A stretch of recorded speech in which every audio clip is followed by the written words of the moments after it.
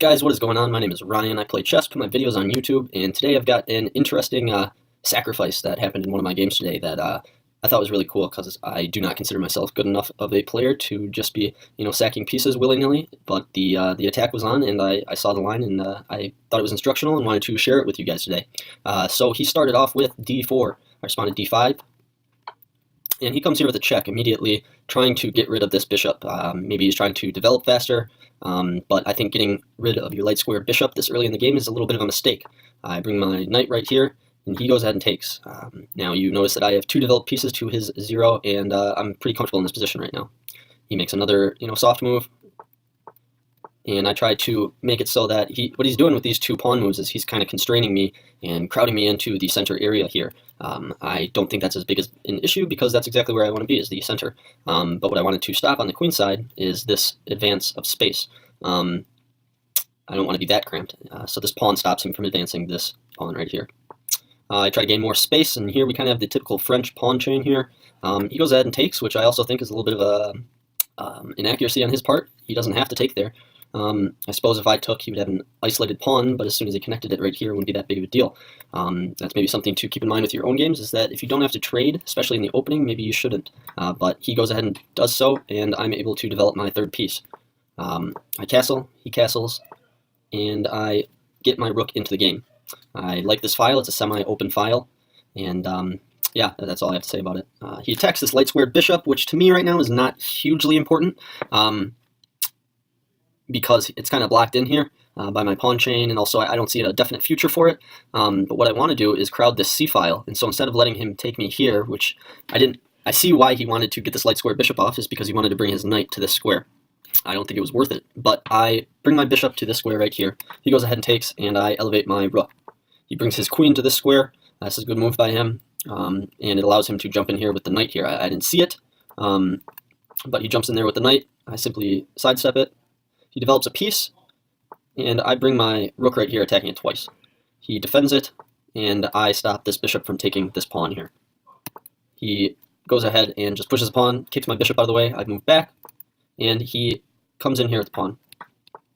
I threaten this bishop, so now I'm starting to overload the queen. And this is an important concept that I think you should be aware of, is overloading the queen is a very strong attacking idea. Notice that he's the defender of this guy right here and also this guy right here. So we'll see how this plays out. He brings his rook over. I bring my rook over here, trying to take away the last defender of this knight.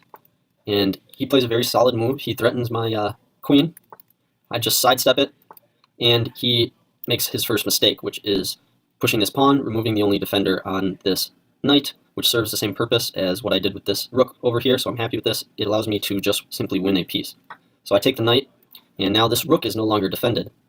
So he goes ahead and takes my bishop. It's not a huge worry to me.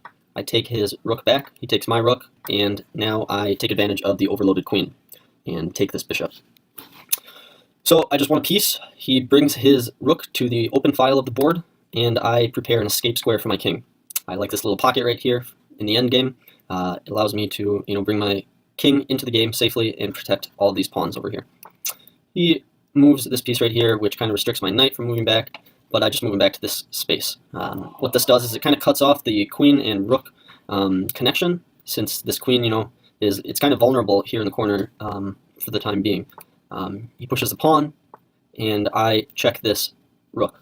Now he can no longer, come in or, move, because this knight is right here, and he doesn't really want to exchange a knight for a rook. So he goes over here, which is kind of a mistake. It allows me to infiltrate his kingside position.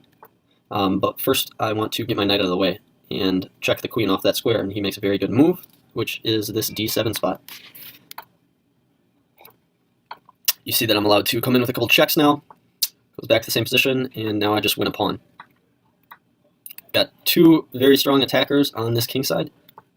He comes over here with a rook, which allows me to check, move the king here, and then check and move him back.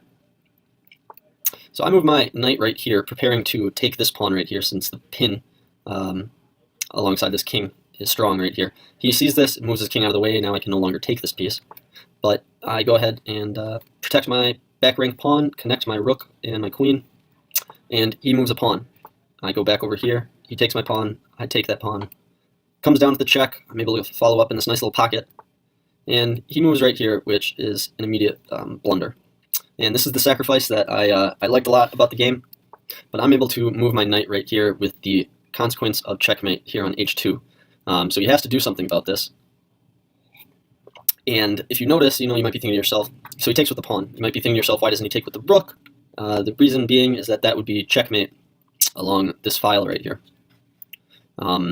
If he elevated the rook, he would take, check, move the rook back, and I would take with the rook, and that would be checkmate. So he has to take with the pawn. So I just sacrificed a knight for 0 compensation, basically. And now I get to carry out a series of checks. I want him to go back to his original position. I bring my rook up here, threatening checkmate on this square and this square. And he stops it by moving his queen and checking me. I just push my pawn up, it's defended by the queen, and he tries to trade queens, but now, it went from being, a more challenging mate to a quick mate. I come over here and check. The only thing that can defend it now is this queen. I take the queen, and checkmate. So I thought that was interesting because it all started from me sacking a piece.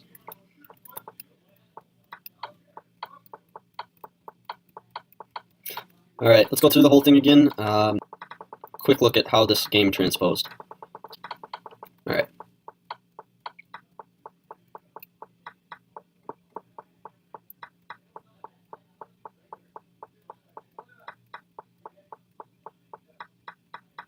This was the tactic of the game.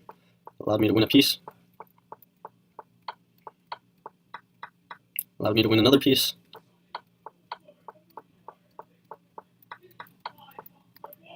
And this is the sacrifice of the game.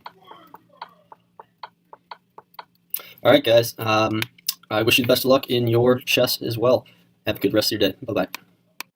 What's up guys? Thanks again for watching my video here today. I really appreciate it. And if you have any questions about any specific moves or anything about the game, please leave them below. I'd love to answer those. And last but not least, if you got anything out of this video at all, or you just simply enjoyed it, I would highly encourage you to subscribe. It helps me out a lot, and that way you can get in touch with any future videos that I put out. Anyways, have a good rest of your day, and good luck in your chess.